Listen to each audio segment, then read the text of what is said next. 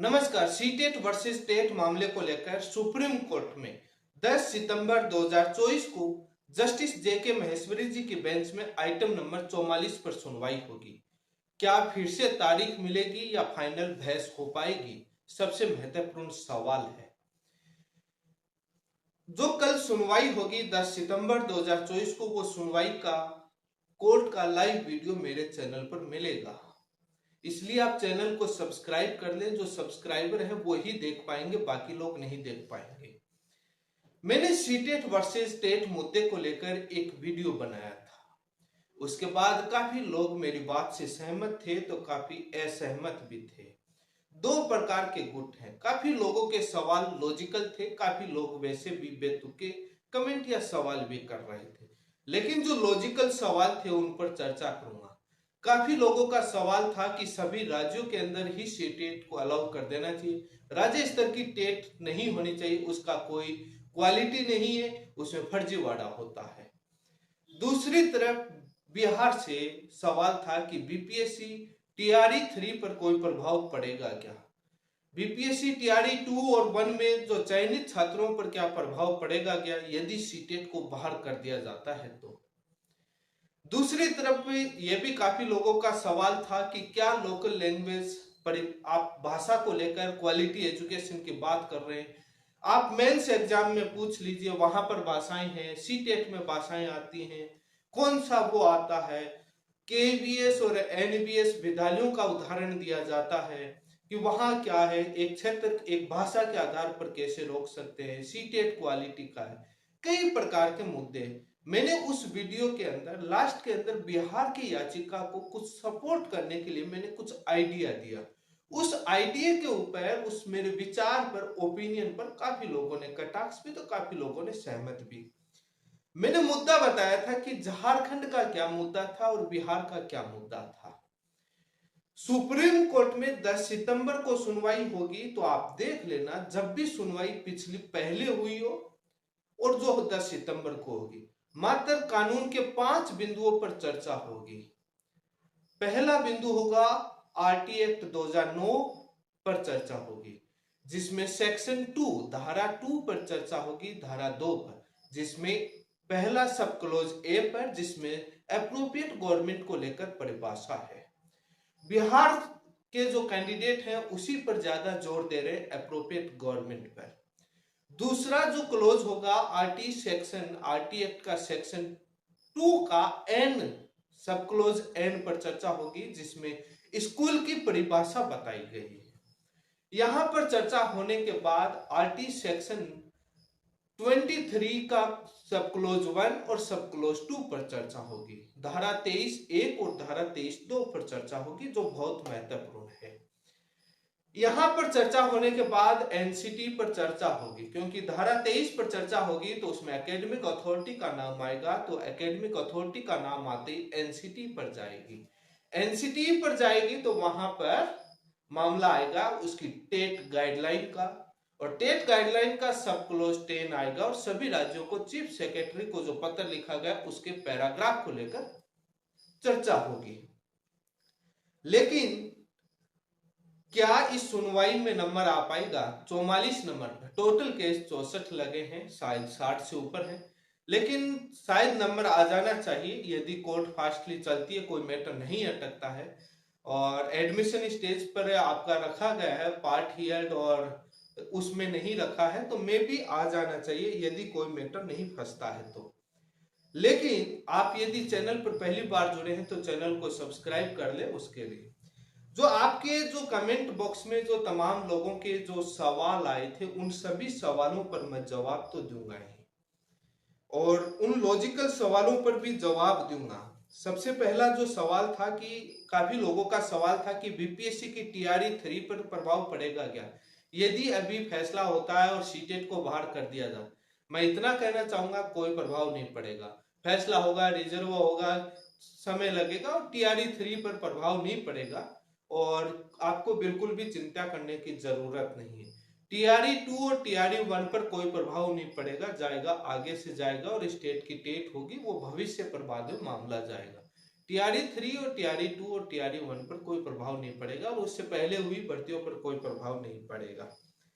अब दूसरा आता है जो काफी लोग कह रहे हैं कि मेंस के पेपर में लैंग्वेज को लेकर के केवीएस और एनईवीएस का उदाहरण दे रहे हैं कि वहां पर भी केंद्रीय विद्यालय और नवोदय विद्यालय में मैक्सिमम हिंदी माध्यम में स्कूलें चलती हैं या अंग्रेजी माध्यम में। और केवीएस के अंदर आपको मालूम है उस गांव और ढाणी का बच्चा नहीं जाता है। कौन जाता है ये बात, केवीएस और एनवीएस में कौन जाता है ये बात आपको मालूम है। उस गांव ढाणी गरीब का बच्चा नहीं जाता है, वहां ज्यादातर कर्मचारियों के या पैसे वालों के जाते हैं। उन सरकारी विद्यालयों में वो बच्चे जाते हैं जिनकी फीस नहीं लगती, जिनके घर में बीपीएल से राशन मिलता है, गरीब बच्चे मैक्सिमम जाते हैं। इसलिए जो लैंग्वेज की बात कर रहे हैं तो मैं थोड़ा सा केवीएस एनवीएस से तुलना करना गलत है। राजस्थान की बात करूं मैं, राजस्थान की रीत में कल्चर है यहाँ का, यहाँ संस्कृति अलग है, गांव की भाषा बोली अलग है। आप कोई पंजाब से आएगा, कोई दिल्ली से आएगा, कोई बिहार से आएगा, कोई झारखंड से आएगा, कोई उत्तर प्रदेश से आएगा, वो राजस्थान के बाड़मेर या बीकानेर जिले में जाएगा या भरतपुर के अंदर जाएगा तो वो वहां गांव के बच्चों की भाषा नहीं समझ पाएगा। वहां मारवाड़ी, आपकी जो बागड़ी या अलग अलग बोलियां हैं, ढूंढाड़ी, मेवाती, अलग अलग भाषाएं बोली जाती हैं, वो बोलियां नहीं समझ पाएंगे, उनमें सवाल नहीं आता है। बट इस बार रीट के अंदर राजस्थान की परीक्षा में मारवाड़ी के अंदर राजस्थानी भाषा के अंदर प्रश्न दे दिए। अब जो थे वो नहीं समझ पाए। शहरों के अंदर मैक्सिमम हिंदी बोलना जानते हैं, वो नहीं जानते। जो गरीब का बच्चा जाता है उसको हिंदी बोलना प्रॉपर नहीं आता है, वो अपनी घर की वो लोकल भाषा के अंदर जाता है। उसका थोड़ा मदर टंग जो लैंग्वेज एनईपी की जो चर्चा करी थी उसके अंदर दायरे में आता है। मैंने बिहार के केस को सपोर्ट के लिए कुछ बताया था। सीबीएसई 10वीं 12वीं का वो ताल्लुक नहीं है, वो एक एजुकेशन स्टैंडर्ड अलग है, वो अलग चीजें। मैं पहले इन बातों पर मैं करूंगा चर्चा विस्तार से और बताऊंगा इसी वीडियो में। इससे पहले वो जो 5 कानून के बिंदु बताए, आरटी एक्ट के 4 और एक एनसीटी का, उसको लेकर काफी लोग एनसीटी की गाइडलाइन को नहीं समझ पा रहे और उसको अलग ही बात कह रहे हैं। जो झारखंड जो राज्य था वहां सीटेट पास लोग हैं वो हाई कोर्ट में गए थे और उन्होंने ये कहा था कि सर हमको अलाउ किया जाए, क्योंकि पिछले 9 सालों से राज्य की टेट नहीं हुई, सरकार ने अलाउ कर दिया, कंडीशन के साथ 3 साल में पास करना होगा, आपको छूट दे सकते हैं। उन्होंने जो छूट दी वो टेट की गाइडलाइन जो क्लोज 10 के पावर के तहत दी और उनके पास पावर है। अब जिसको समझ में नहीं आता, टेट गाइडलाइन का क्लोज 2011 की जो गाइडलाइन उसका क्लोज 10 का बी और सी पढ़ लीजिए। आप सी छोड़ दीजिए, मात्र बी का पढ़ लीजिए, आपकी स्क्रीन पर है, उसका हिंदी अनुवाद कर लीजिए। राज्य सरकार के पास पावर जाती है। लेकिन कई लोग कहते हैं कि वहां पर जो सुप्रीम कोर्ट, मुझे कल वहां से एक टीम के जो कैंडिडेट हैं वहां से बात हुई थी, शायद सूरज जी थे, तो वहां पर जो सुप्रीम कोर्ट आया, मैंने जो पिछला वीडियो बनाया था उसमें मैंने ये बताया था कि हाई कोर्ट के अंदर क्या था। सुप्रीम कोर्ट की फाइल रीड नहीं की थी, मुझे मालूम नहीं था। मैंने दोनों हाई कोर्ट, बिहार और झारखंड हाई कोर्ट के फैसले को डिस्क्राइब किया था, उसको समझाया था क्या क्वेश्चन ऑफ लॉ है, क्या ग्राउंड है, कोर्ट ने क्या कहा है, क्या फाइंडिंग्स है। सुप्रीम कोर्ट झारखंड के जो टेट पास कैंडिडेट हैं स्टेट के, वो लेकर आए हैं कि सीटेट को गलत किया है और सरकार के पास पावर नहीं है, सरकार ने गलत किया और हाईकोर्ट का जजमेंट गलत है, वो ये लेकर आए। बिहार के ये लेकर आए कि सीटेट अलाउ नहीं होनी चाहिए किसी भी तरीके से। झारखंड के अंदर सीटेट अलाउ करना नहीं चाहती सरकार, बट एक कंडीशन के साथ एक छूट देते हुए दी है। इस पिछली वाली सुनवाई का हिस्सा सुनोगे तब Gopal Shankar Narayan senior advocate sir RT act धारा 23(2) के बिंदु को उठाते हैं सरकार के उस छूट वाले प्रावधान पर कि छूट कैसे दे सकती है? यदि छूट देनी होती है तो सरकार आरटी सेक्शन 23 के सब क्लोज 2 के तहत दिया जा सकता है, जिसमें छूट का प्रावधान है। उसके लिए भी प्रोसीजर है कि भारत सरकार को पत्र लिखना पड़ेगा और उसके पूरे उसको लेकर बोला, उसको भी मैं बताऊंगा। पहले जो बिहार के जो कैंडिडेट केस लड़ रहे हैं वो अप्रोप्रिएट गवर्नमेंट का, जो आरटी सेक्शन 2 का सब क्लोज ए में है। अप्रोप्रिएट गवर्नमेंट बिहार के कैंडिडेट कह रहे हैं कि राज्य सरकार की स्कूलों के लिए मात्र अप्रोप्रिएट गवर्नमेंट स्टेट गवर्नमेंट होती है और केंद्र सरकार की स्कूलों के लिए अप्रोप्रिएट गवर्नमेंट सेंट्रल गवर्नमेंट होती है। और सेंट्रल गवर्नमेंट की गाइडलाइन के लिए एनसीटी टेट गाइडलाइन का 10 क्लोज का ए है, वो सेंट्रल गवर्नमेंट के स्कूलों को डिफाइन करता है और उसके लिए सी टेट अलाउ करता है। बी और सी राज्य सरकारों पर आता है, बी राज्य सरकारों पर आता है, सी है वो प्राइवेट स्कूलों पर आता है जो राज्य या केंद्र से किसी प्रकार की सहायता नहीं लेते, वो सी के अंदर आता है। उनके पास पावर है वो कौन सा भी ले, किसी भी राज्य का, सेंटर का, स्टेट का। बी राज्य सरकार के अंतर्गत जो स्कूलें आती है उसको डिफाइन करता है। ए है वो सेंट्रल स्कूलें होती है, सेंट्रल गवर्नमेंट जो रेगुलेट करती है वो आता है। अब जो वहां पर अप्रोप्रिएट गवर्नमेंट की डेफिनेशन को लेकर लड़ रहे हैं वो उसी के साथ जो सेक्शन 2 का एंड पॉइंट पर आते हैं, जहां स्कूल की डेफिनेशन है, जो स्कूल स्टेट गवर्नमेंट के द्वारा रन करवाई जा रही हो, जो स्कूल कुछ ऐसी पीपीपी मोड पर है, राज्य सरकार से कुछ सहायता प्रदान करती है, कुछ वो होती है जैसे सोसाइटी के अंदर या वैसे आती है पीपीपी मोड पर, वो स्कूलों को लेकर के वो डेफिनेशन है। तो इनका कहना है कि राज्य सरकार सी टेट नहीं मान सकती, क्योंकि वो स्टेट गवर्नमेंट के द्वारा रन हो रही है और स्टेट गवर्नमेंट के द्वारा रन हो रही है तो उसके लिए टेट होना चाहिए, स्टेट का ही टेट होना चाहिए। मैंने ये कहा था सब क्लोज बी में ये लिखा, यदि राज्य सरकार ये निश्चय कर ले हम हमारा टेट नहीं करवाएंगे तो वो सेंट्रल गवर्नमेंट के टेट को अलाउ कर सकते हैं, और उस बी क्लोज के अंदर यही लिखा हुआ है। इसीलिए भारत के कई राज्य अपना टेट करवाते हैं, कई राज्य सी टेट को मानते हैं, कई राज्य सी टेट को नहीं मानते। उसका सबसे बड़ा कारण है, और कई बार ये कई हाईकोर्ट में मामला गया, सी टेट वाले लेकर गए कि सर सी टेट को अलाउ किया जाए, तो वहां पर राज्य सरकार का पावर डिसाइड हो जाता है एनसीटी की टेट गाइडलाइन 2011 के क्लोज 10 के बी के तहत, कि राज्य सरकार ने तय कर लिया कि भाई हम सी टेट को नहीं मानेंगे तो नहीं मानेंगे, तो वो सहमति पर कानून के तहत उसको पावर चली जाती हो और वो मान्य नहीं होते। वो कह देती है राज्य सरकार हम मानेंगे तो वो मान्य हो जाते हैं, तब ही कुछ राज्य सरकार मानती है, कुछ राज्य सरकार नहीं मानती, वो उस कानून के पावर के तहत जीत पाते हैं। मैंने ये कहा था कि झारखंड के अंदर सी टेट कंडीशन के साथ अलाउ रहा, वो रहा। अब वो जो छूट के प्रावधान को लेकर गोपाल सर ने जो मुद्दा उठाया था उसको मैं बताना चाहूंगा। आरटी सेक्शन 23 का जो 23 का 1 तो ये कहता है मिनिमम क्वालिफिकेशन क्या होनी चाहिए, उसमें ये प्रावधान है कि आपके पास 12वीं पास, डीएलएड होना चाहिए और टेट होना चाहिए, अप्रोप्रिएट गवर्नमेंट के द्वारा कंडक्टेड। अब उसके अंदर ये नहीं बताया, उसको डिफाइन करने के लिए कि टेट कौन सा होना चाहिए, उसके लिए एनसीटी ने अपने जो सभी राज्यों को 2011 को जो चीफ सेक्रेटरी को पत्र लिखा था, उन्होंने उसी आरटी सेक्शन धारा 23(1) के अंतर्गत ही लिखा था, और उसी पावर को आरटी एक्ट 2009 के अंतर्गत ही गाइडलाइन जारी की थी। आपकी स्क्रीन पर वो पत्र पढ़ लीजिए और उसका पैराग्राफ पढ़ लीजिए, उसी के अंतर्गत लिखा था कि हम बताएंगे कि टेट अप्रोप्रिएट गवर्नमेंट वाले का मतलब क्या है, किस राज्य की कैसे भर्ती और केंद्र की किस भर्ती में किस प्रकार से होगा, वो यही डिफाइन किया हुआ है। अब उसके अंदर धारा 23(2) के अंदर छूट का प्रावधान है, वो यहां लागू नहीं होता है। क्यों नहीं होता है? मेरा ओपिनियन है कि यदि राज्य सरकार ये कहते हैं कि हमारे पास डीएलएड कैंडिडेट सफिशिएंट अवेलेबल नहीं है, तो वो छूट के लिए भारत सरकार को पत्र लिखे उनकी जगह बीएड कैंडिडेट को ले सकता है, यदि संख्या कम और भविष्य में भूतकाल में लिया भी गया है। दूसरा ये होता है कि किसी राज्य में टेट पास कैंडिडेट नहीं मिल रहे और सीटें बहुत खाली पड़ रही हैं और स्कूलों में टीचर नहीं है, तो वो धारा 23(2) के तहत ये अपना विज्ञापन जारी कर सकता है कि जिनके पास कोई भी टेट पास नहीं है और डीएलएड है वो भी फॉर्म भर सकते हैं। बट यहां तो राज्य सरकार टेट पास ले रही है, टेट पास ले रही है तो छूट के प्रावधान में आता ही नहीं है ये मुद्दा।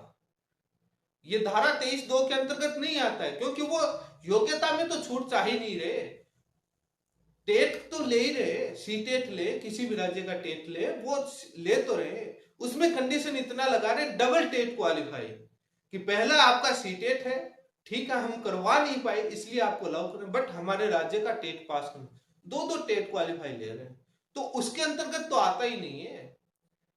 छूट के अंदर मिनिमम क्वालिफिकेशन की छूट के अंदर नहीं आता। क्यों नहीं आता? कि वो टेट ऑलरेडी क्वालिफाइड ले रहे और उनको धारा 10 के अंदर टेट गाइडलाइन के 10 के अंतर्गत छूट दी गई है कि वो चाहे तो केंद्र का भी मान सकते हैं, खुद का भी मान सकते हैं, और ये भी लिखा है किसी भी राज्य का भी। तो ये पावर दिया हुआ है, और उसी पावर को जो 10 के अंदर बी के अंदर 2 प्रकार की स्कूलें बताए, उसी में यही बताया है कि वो दोनों स्कूलों का मतलब कंट्रोल करने वाली बॉडी स्टेट बॉडी, उसकी कोई संस्था, अथॉरिटी, आयोग जो भी बना, वो किसी भी राज्य का, सेंटर का कुछ भी मान अलाउ कर सकते हैं, और उसी के तहत किया जा रहा है। तब मैंने ये कहा था, काफी लोग टेट गाइडलाइन नहीं समझ पा रहे, सरकार वो ये अपनी अपनी बातें कहते, ऐसा नहीं होता है। यदि सभी राज्यों के अंदर आपको सी टेट अलाउ करना है तो उसके लिए टेट गाइडलाइन एनसीटी की 2011 को चैलेंज करना पड़ेगा, और उसको चैलेंज करने के लिए आपको केस अलग से करना पड़ेगा कि सभी राज्यों के अंदर टेट सी टेट अलाउ होना चाहिए। आपकी ये 10 क्लोज है जो जिसमें बी है वो गलत है, और उसके लिए मालूम है एनसीटी ने 2011 की गाइडलाइन जारी करने के लिए मीटिंग, एक कमेटी गठित की थी, और कमेटी की सिफारिश के बेसिस पर आया हुआ है। उस कमेटी को जब आप चैलेंज करोगे तो कोर्ट कहेगा कि हम एकेडमिक अथॉरिटी नहीं, कमेटी का डिसीजन है, एक्सपर्ट कमेटी का, हम इसमें, और उसमें एक्सपर्ट कमेटी ने कई उसमें रीजन दे करके और राज्यों को पावर दी हुई है। तो वो आपको सभी राज्यों में सीटेट करना है तो ये करना पड़ेगा, और जो पॉसिबल नहीं है और एनसीटी के पास पावर जाएगा, और एनसीटी के एक्सपर्ट कमेटी, और एनसीटी उस पर कमेटी की रिपोर्ट, अपना ओपिनियन, कमेटी का ओपिनियन रखेगी। लेकिन अब जो बात आती है सीटेट, जो झारखंड का, मेरा जो ओपिनियन है, सीटेट को जो झारखंड के अंदर जिस कंडीशन के साथ अलाउ किया गया वो कंडीशन अलाउ रहेगी और सुप्रीम कोर्ट सहमत देगी। बिहार का जो मैंने बताया सीटेट वाला, बिहार के अंदर काफी लोग विरोध हैं, क्योंकि काफी सालों से सीटेट हुआ नहीं, तो मैक्सिमम लोग सीटेट पास है और सीटेट पास कर लिया। तो अभी ये वो चाह रहे हैं कि यदि सीटेट होगा तो बाद में राज्य का एस्टेट या बीटेट पास करना पड़ेगा। काफी लोगों का कहना है सिर्फ फर्जीवाड़ा। देखो ऐसा है, फर्जीवाड़े की बात बाद में आपके बीपीएससी टीआरई में भी फर्जीवाड़ा हो जाए, उसको कैसे रोकोगे? तो उसके लिए अच्छी संस्था को दिया जाना चाहिए, उसके लिए बीपीएससी को दो जो टीआरई करवाती है, तो क्वालिटी का पेपर और फर्जीवाड़ा नहीं। अदरवाइज तो जब आप टीआरई के अंदर फर्जीवाड़ा हो जाएगा, जब आप टेट के अंदर फर्जीवाड़ा नहीं है तो क्या हुआ, वो कोई बात नहीं है।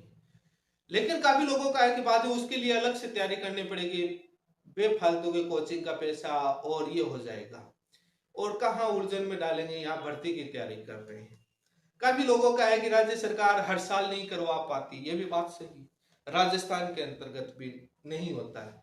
लेकिन जब कोई भी राज्य सरकार अपनी भर्ती परीक्षा करे नहीं, तो उससे पहले टेट करवाए, ताकि जो अपियरिंग वाले पहले फेल हुए सारे लोग अपना मौका दे।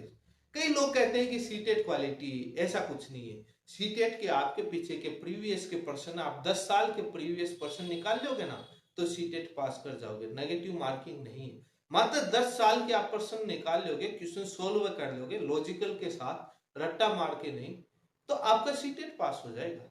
कोई क्वालिटी नहीं है, कोई आईएएस जैसा कोई नया क्वेश्चन डेवलप करके नहीं आता, उन्हीं आंसर को क्वेश्चन में, क्वेश्चन को आंसर में, और वही डेटा चेंज करके उधर उधर करके आता है, तब आप आराम से पास हो जाओ। अब फेल तो राज्य के टेट में राजस्थान का रीट होता है, वहां पर भी मैक्सिमम बच्चे फेल होते हैं, तो क्वालिटी वहां पर भी ऐसी बात नहीं है, क्वालिटी वाले राजस्थान का रीट का टेट देना, यदि पेपर बनाने वाली एजेंसी अच्छा बनाए तो आराम से बना सकती है। राज्य के टेट के फायदे इसलिए बताए थे कि बाहरी राज्य के लोगों का चयन कम होता है। अब जैसे बिहार के अंदर टीआरई है, यूपी के अंदर भर्ती आ नहीं रही, मैक्सिमम वो जा रहे, अब यूपी वाले विरोध करेंगे कमेंट में। बिहार के लोगों को फायदा नहीं मिलता। बिहार सरकार ने डोमिसाइल लागू किया, लेकिन डोमिसाइल कॉन्स्टिट्यूशन के अंदर प्रोविजन नहीं है, और लैंडमार्क जजमेंट है हाई कोर्ट और सुप्रीम कोर्ट के, और उसमें आप नहीं कर सकते, इसीलिए सरकार पीछे हट गई थी, नहीं किया जा सकता डोमिसाइल के। भाषा जो होती है जैसे गुजराती भाषा, पंजाबी भाषा, उस बेस पे, लेकिन हिंदी जो बोलने वाले प्रदेशों के अंदर ये बातें हो नहीं सकता भाषा वाला, तो ये समस्या आती है। एक भाषा नहीं, गुजरात की पूरी की एक भाषा है, पंजाब की एक पंजाबी है, मलयालम है, कन्नड़ है, ऐसा। लेकिन बिहार के अंदर ही अलग अलग में शायद एरिया वाइज में बोली जाती है, तो ये एक हिंदी राज्य में आता है, तो इसलिए वो कंडीशन लग नहीं सकती। अब यूपी वाले नाराज होंगे, सीटेट पास कर लिया कोई चला जाएगा। अब गुजरात के अंदर सीटेट सभी राज्यों में कर दिया जाए तो गुजरात के अंदर दिल्ली का या राजस्थान का, बिहार का जाएगा, गुजराती आती नहीं, उस स्कूल के बच्चों को कैसे पढ़ाएगा? केवीएस गुजरात के अंदर भी है, लेकिन वहां स्टैंडर्ड है, वो सारे स्कूल के बच्चे और वो से अलग है। पंजाब के अंदर जाओगे, आप क्या पढ़ा लोगे? पंजाबी के अंदर मैक्सिमम बच्चे पंजाबी बोलते हैं, और वहीं पर पंजाबी लैंग्वेज, और आप दिल्ली से गए, राजस्थान, यूपी से गए, आपको पंजाबी का कैसे नहीं आता? तो ये सारी चीजें हैं। राज्य का टेट होने से राज्य के लोगों को फायदा मिलता है, आसपास के राज्य के लोग नहीं आ पाते, आएंगे उसमें राज्य के टेट में उस राज्य का जीके, सामान्य ज्ञान, कल्चर, संस्कृति, वो जोड़ दिया जाए तो बाद में उस राज्य का जीके पढ़ के जाना पड़ता है। तो बाद में उस दूसरा राज्य, अब जैसे राजस्थान का जीके आता है तो बहुत बड़ा जीके राजस्थान का, यूपी बिहार वाला सोचे यार कितना पढ़ना पड़ेगा, बहुत मेहनत करनी पड़ती, नहीं सीटेट से होता है तो वो एक थोड़ा राज्य के लोगों को फायदा मिलता है, राज्य का होता है, तो उस ओपिनियन से मैंने बताया था कि राज्य के लोगों को ज्यादा फायदा मिलेगा। लेकिन जो सीटेट सभी राज्यों के अंदर वो अलाउ नहीं हो सकता, उसके लिए मैंने बताया एनसीटी की गाइडलाइन को चैलेंज करो, और वो पॉसिबल नहीं है, आप जीत नहीं पाओगे। और बिहार के अंदर काफी सालों से नहीं होने से वो काफी लोग चाह रहे हैं कि सीटेट, कुछ ही चुनिंदा लोग सीटेट को बाहर करवाना चाह रहे हैं, राज्य का टेट चाह रहे हैं, बाकी कोई नहीं चाह रहा, मे भी क्योंकि काफी सालों से हुआ नहीं। लेकिन आपके लोगों को, राज्य के लोगों को ज्यादा फायदा मिलेगा, राजस्थान से, मध्य प्रदेश से, यूपी से नहीं जाएंगे, वहां का जो टेट होगा तो उसको पास कर, लेकिन हर साल नहीं करवा पाता, ये बात सही है। हर साल वाले में क्या है कि राज्य की आर्थिक कंडीशन और भर्ती की कंडीशन अलग अलग रखी जाती है, तो लेकिन उसमें राजस्थान में जो किया जाता है वो किया जा सकता है, और कई राज्यों में वो मॉडल फॉलो होता होगा। जब भी राज्य की नई भर्ती हो उससे पहले टेट होना चाहिए राज्य का, ताकि सभी लोग आराम से तैयारी करके पास कर सके। तो ये एक हर साल नहीं हो तो कम से कम ये तो हो सकता है। अब जो मैंने सीटेट वाले के अंदर काफी लोगों के जो सवाल लाया, मैंने एनसीटी की गाइडलाइन वो लोग नहीं समझ पा रहे कि मेरा कहने का मतलब क्या था। बिहार हाईकोर्ट के जजमेंट में और हाईकोर्ट के अंदर एनसीटी ने अपना ओपिनियन दिया था। जब विवाद होता है तो उस कानून बनाने वाली संस्था को बुलाया जाता है, और उसको बुलाया गया, उसने अपने पैराग्राफ, हाईकोर्ट ने फाइंडिंग की, और हाईकोर्ट के पैराग्राफ नंबर जजमेंट के 25 नंबर पैराग्राफ ने एनसीटी ने साफ कहा कि हमारे को बिहार राज्य सरकार के रूल से कोई आपत्ति नहीं है, वो सीटेट को अलाउ कर सकते।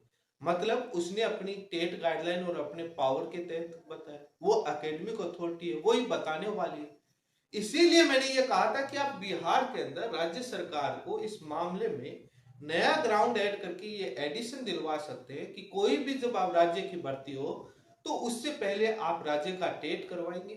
राज्य के टेट करवाने के लिए मैंने आधार बता दिया था, उसको बाउंड करवा सकते हैं, डायरेक्शन हाईकोर्ट का दिया हुआ है, उसके साथ आप बाउंड करवा सकते हैं कि राज्य सीटेट है लेकिन आप राज्य का टेट करवाओ, और उसके लिए आगे आने वाली भर्तियों, बैक डेट में लागू नहीं होगा, आगे आने वाली भर्तियों में राज्य का टेट हो, जिसमें राज्य का, बिहार का सामान्य ज्ञान पूछा जाए टेट के अंदर, जिसमें बिहार के लोगों का ज्यादा चयन और वहां के ज्यादा लोगों को फायदा मिले, और वहां की कल्चर, संस्कृति, हर राज्य का तो मेले होते हैं, त्योहार होते हैं, और वो सीटेट के अंदर थोड़ी पूछे जाते हैं, वो पूछे जा सकते हैं सामान्य के पर्यावरण, उसके अंदर वहां का लोकल पर्यावरण है, लोकल अभ्यारण्य है, वन्य जीव है, या जो भी वहां की लोकल है, वो सारी चीजें पूछी जा सकती है टेट में, तो उस राज्य के लोगों को फायदा होगा।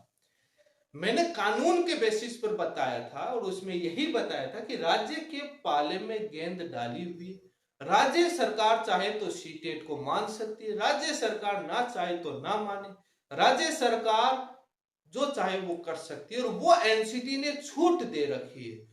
उस छूट को यदि आपको बाउंड करना है तो उस एनसीटी की टेट गाइडलाइन को चैलेंज करना पड़ेगा। वो कहीं नहीं है। और वो चैलेंज करो जीतोगे भी नहीं। एनसीटी एक्सपर्ट कमेटी और पूरा प्रोसीजर है, जब लाइफ टाइम वैलिडिटी, और वो कई बार उसमें टेट गाइडलाइन में आगे कई बार लेटर जारी हुए, उसमें भी कमेटी की रिकमेंडेशन आई भी है। अब ये बात आती है कि बिहार के अंदर मैंने बताया था कि सपोर्ट के लिए आपको करना है, और वहां पर अप्रोप्रिएट गवर्नमेंट और उसको लेकर अप्रोप्रिएट गवर्नमेंट है, राज्य सरकार की स्कूल है, राज्य सरकार चलाती है, मान लिया।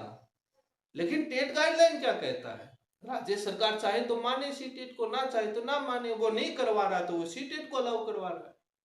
झारखंड के अंदर कह दिया भी नहीं भर्ती आ रही, हम नहीं करवा नहीं पाए, इसलिए हमें एक बार मौका कर देते, आगे आपको सीटेट, आपको राज्य का टेट पास करना पड़ेगा।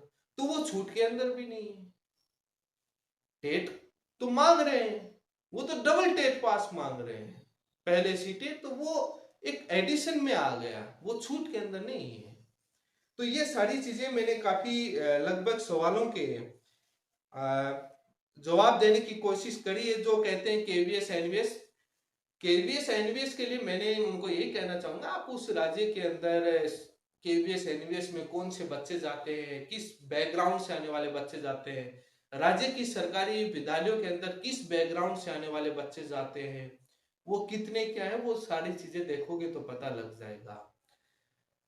और लोकल का और उसका बहुत फर्क पड़ता है, ये बात आप मानने से इनकार कर सकते हैं। गांव के अंदर जाएंगे तो वो टीचर, गांव का गार्जियन जाएगा स्कूल में क्या बोलेगा, और जो पहली क्लास का दूसरी क्लास का बच्चा जाएगा स्कूल में क्या बोलेगा।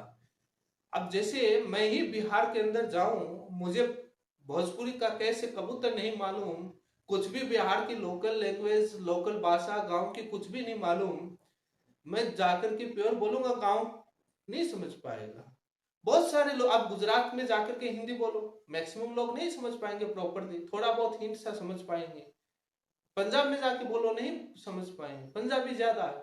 तो वहां की, जैसे अब बिहार के अंदर है, तो वहां की मैं नहीं समझ पाऊंगा, हिंदी राज्य है, बट गांव के लोग और वो पहली क्लास के बच्चे को हिंदी नहीं आती है, वो अपनी गांव की उस लोकल भाषा में बोलेगा, और वहां बिहार का जो बच्चा होगा वो उसको समझ पाएगा ये कहना क्या चाह रहा है।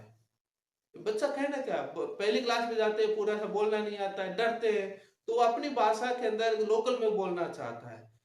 वो सवाल जरूरी नहीं है कि पेपर में पूछा जाए, वो राज्य के लोगों का ज्यादा चयन करने के लिए उसमें एनईपी पॉलिसी के अंदर मदर टंग का इसीलिए वो बहुत एक बड़ा एनईपी के अंदर डिस्कस करके तैयार हुआ है, और वो क्वालिटी एजुकेशन में इसीलिए जाता है। फ्री एंड कंपलसरी एजुकेशन में क्वालिटी एजुकेशन है, फ्री के अंदर देने का मतलब यही नहीं है। जो बिहार गवर्नमेंट जो कंडीशन लेकर आई है, वो कोई कह रहा है गजट के अंदर प्रावधान नहीं है, गजट में प्रावधान ये नहीं डाले जाते हैं, आरटी एक्ट धारा के अंतर्गत ही वो गाइडलाइन जारी हुई है।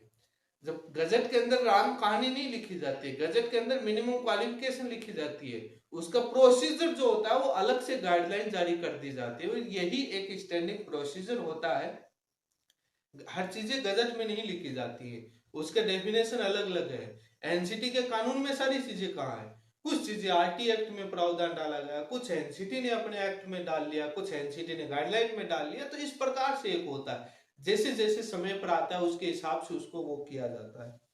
तो ये टेट वर्सेज सीटेट वाला मैंने बताया था, सभी राज्यों के अंदर वाला मैंने बता दिया कि नहीं हो सकता। ये 5 बिंदुओं पर होगा, जब भी सुनवाई होगी आप सुन लेना, सुनवाई में इन्हीं 5 बिंदुओं पर, इन्हीं कानून के 5 बिंदुओं पर आपको बहस होती हुई नजर आएगी, और राज्य सरकार की दलील सुनेंगे तो यही बहस होती हुई नजर आएगी। और आपकी जो केवीएस एनवीएस वाले ये कई तो अलग अलग लॉजिक लगाते हैं। अब आपको मालूम होगा कि टेट का पेपर कितने घंटे का होता है, वो टेट गाइडलाइन में लिखा है, कितने प्रश्न किस पोर्शन से आएंगे ये भी लिखा है, नेगेटिव मार्किंग नहीं होगी ये भी लिखा है, और ये राज्य सरकारें मानती है। एक बार मध्य प्रदेश सरकार ने टेट के अंदर नेगेटिव मार्किंग कर दी, वापस लेना पड़ा, नेगेटिव मार्किंग नहीं कर सकते, बाउंड है ये एनसीटी के उस गाइडलाइन, क्योंकि वो आरटी सेक्शन के तहत जारी की हुई है। वो उसी मिनिमम क्वालिफिकेशन को आगे डिफाइन किया है कि टेट कौन करवाएगा, कैसे करवाएगा, वो एक गाइडलाइन में ही आता है, उसी का हिस्सा होता है। अब ये मुझे लगता है, उम्मीद है कि काफी लोगों को यदि समझ में नहीं आया हो तो एनसीटी का 1973 वाला 93 वाला कानून पढ़ना, आरटी एक्ट पढ़ना, मात्र धारा 2 और 23 पढ़ना और एनसीटी की गाइडलाइन पढ़ना और अलग अलग राज्यों की पॉलिसी को स्टडी करना, अलग अलग राज्यों के जो मामले गए कोर्ट के अंदर उनको स्टडी करना, समझ में आ जाएगा कि क्या कहना चाह रहे और क्या नहीं कहना चाह रहे। अब जो मैंने जो लगभग जो बातें थी वो मैंने सारी बातें बता दी हैं और सभी चीजों पर बिंदुओं पर मैंने चर्चा कर ली है। इसलिए मैं ये कहना चाह रहा था किसी भी प्रकार से कोई वो आपको आपत्ति वाली मैंने यही बताया बिहार का केस यदि वो ग्राउंड वाले पर नहीं हुआ तो सीटेट अलाउ रहे। मैंने यही कहना चाहा राज्य सरकार जो जिस प्रकार से जिस तरीके से जो लागू करना चाहती है वो उस प्रकार से रहेगा, क्योंकि एनसीटी ने उनको पावर दे रखा है अपनी गाइडलाइन के अंदर लिखित में। इसीलिए कुछ राज्य सरकार मानती है कुछ नहीं मानती है सीटेट को, वो अपने हिसाब से चलती है। उनकी पॉलिसी का मैटर आता है, पॉलिसी के पीछे कुछ भी वो आधार बताते। अब आपके अलग अलग तर्क हो सकते हैं, कारण हो सकते हैं, आप कुछ भी लिख सकते हैं, वहां कोर्ट में ये नहीं चलता। आप देखेंगे तो उस मेन पेपर में पूछ लीजिए, उसमें पूछ लीजिए, उसमें नहीं पूछा जाता। हिंदी, अंग्रेजी, संस्कृत, ये वो ये चीजें नहीं चलती हैं। ये लोकल कोर्ट बोलेगा कि हम एक्सपर्ट नहीं है, हम एकेडमिक अथॉरिटी नहीं है, क्या हिंदी क्या अंग्रेजी क्या वो स्टेट गवर्नमेंट के एक्सपर्ट जाने और एनसीटी जाने हैं, वो उसमें ज्यादा वो नहीं जाएंगे। वो कानून और फैक्ट और लॉ बेसिस पर आने के बाद कुछ मेरिट बेसिस पर चर्चा करते हैं। मैंने उस पॉलिसी और मेरिट बेसिस पर बिहार के अंदर कुछ सजेशन दिया था। काफी लोग सहमत हैं, काफी लोग सहमत नहीं है, दोनों प्रकार के लोग हैं। उसमें मैंने कंडीशन बताई थी, कुछ उसके ग्राउंड बताए थे क्यों मैंने वो राज्य के टेट के लिए कहा था। इसी के साथ आप सभी का बहुत बहुत धन्यवाद।